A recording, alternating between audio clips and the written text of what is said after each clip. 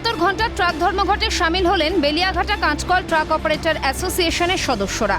রাস্তায় civic, MBI থানার ডাকমাস্টারের অত্যাচার সহ আরও একাধিক অভিযোগেই এই ধর্মঘট।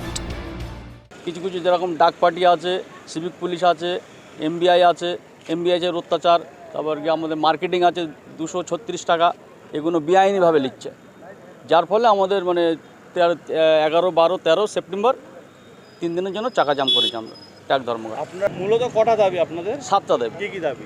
এমবিআই অত্যাচার, বিআরআরের অত্যাচার, মানে বাংলাদেশের অত্যাচার, আর কি বাংলাদেশের সমস্ত ট্রাকগুলো যায় তাদের অত্যাচার আছে, ডাক পার্টি আছে, মানে ডাক পার্টি বলতে কোন ডাক পার্টি? থানার যে ডাক পার্টি, ডাকমাস্টার, পুলিশের ডাক পার্টি, ওরা মানে অত্যাচার করে, বিশাল অত্যাচার, যে অত্যাচার মেনে নেওয়া যায় না। আমাদের এই যাতে পুলিশের অত্যাচার বন্ধ হয়, এমবিআইয়ের অত্যাচার বন্ধ হয়, বিএলআরের অত্যাচার বন্ধ হয়, এইসবগুলো। Federation of West Bengal truck operators অ্যাসোসিয়েশনের ডাকে ট্রাক ধর্মঘট পশ্চিম মেদিনীপুরের দাসপুরে। ঘাটাল পাঁশকুড়া রাজ্য সড়কের দাসপুরের কলোরা এলাকায় সকাল থেকেই চলে এই ট্রাক ধর্মঘট। রাজ্য সড়কের উপর সারিবদ্ধভাবে দাঁড়িয়ে থাকে একাধিক মালবাহী ট্রাক। বর্তমান হয়ে যাবে। এদিক দিয়ে কোথা দিয়ে আসছে?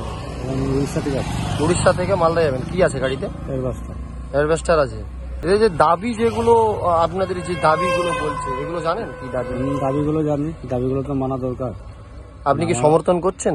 সমর্থন করছি। আমাদের সরকারের কাছে 7 দফা দাবি রয়েছে, সেই 7 দফা দাবিকে সামনে রেখে আমাদের বন্ধ।